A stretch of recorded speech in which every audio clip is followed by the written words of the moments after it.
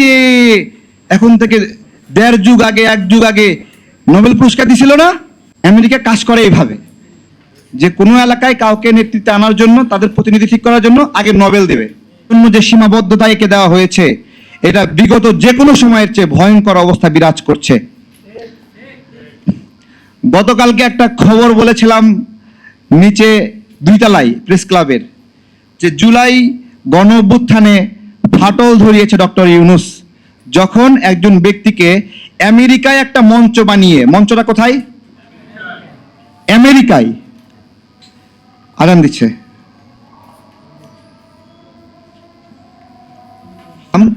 যে doctor Yunus sir কোন মঞ্চে গিয়ে মাস্টার মাইন্ড ঘোষণা করলেন? আমেরিকাতে তৈরি করা একটা মঞ্চ, বিগ ফ্রেম। বিগ ফ্রেম মানে কি? বড় উদ্দেশ্য, তাই না? একটা বড় বিগ ফ্রেম, ইন্টারন্যাশনাল ফ্রেমে দাঁড়ায় একজনকে মাস্টার মাইন্ড বানাই দিলেন। পুরো জুলাই গণ অভ্যুত্থানের রাজনৈতিক দলগুলো ভাগ হয়ে গেল মতবাদ।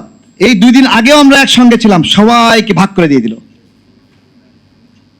এটা গতকাল বলছিলাম, একটা গণমাধ্যমেরও সাহস হয়নি এটা নিউজ করার। প্রায় 30-40টা সাংবাদিক ভাই ছিল। তো আজকে লাইভে চলতেছে না, তাহলে চলে গেছে। আমরা আসলে যা দেখি না, ওইটা ভিতরে অন্যরকম।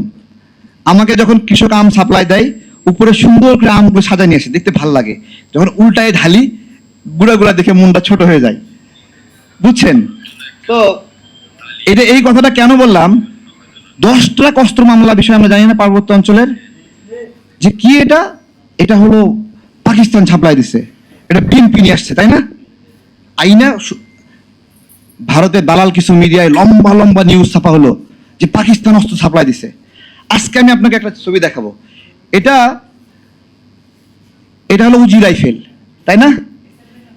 এই উজি রাইফেল কে বানায়? ইসরায়েল বানায়। আমার প্রশ্ন হলো, ভারতকে ভাঙার জন্য ইসরায়েল উজি রাইফেল দিবে? বলেন। দেখেন পত্রিকা আমাদের যা খাওয়াইছে আমরা খাই ফেলাইছি নি। বাবর সাহেব এই অস্ত্র নিয়ে পরীক্ষা করছিলেন, এটা কোন দেশের অস্ত্র? তো এই ইসরায়েল থেকে আসছে অস্ত্র বাংলাদেশে। এবার আমাকে বলেন যে আসলেই এটা ভারতকে ভাঙার উদ্দেশ্যে এই অস্ত্র আসছিল, নাকি ওই সময় জাতীয়তাবাদী সরকারকে সরানোর জন্য, বিপদে ফেলানোর জন্য এই অস্ত্র আসছিল? আমাদের সার্বভৌমত্বের সংকটের জায়গাগুলো কি আসলে আমরা বুঝি না, ঠিক আছে? ভারত প্ল্যান করছে কি, যে জীবন দিয়ে হইলেও জাতীয়তাবাদী কোনো শক্তিকে ক্ষমতায় আসতে দেওয়া যাবে না, মানে ন্যাশনালিস্ট পলিটিক্স যারা করে তারা যেন ক্ষমতায় আসতে না পারে। এই পলিসি অনুযায়ী দীর্ঘ 16-17 বছর ন্যাশনালিস্টদেরকে ক্ষমতায় আসতে দেওয়া হয় নাই। আবার এখন যে সম্ভাবনা তৈরি হয়েছে ডানপন্থীদের ক্ষমতায় যাওয়া, ইসলামিক দলগুলোর একটা অংশগ্রহণ, বিএনপির একটা অংশগ্রহণ, বলছে ওইটা ঠেকাও। এবং নতুন করে তত্ত্ব আবিষ্কার করা হচ্ছে, এরা হলো ভারতের দালাল।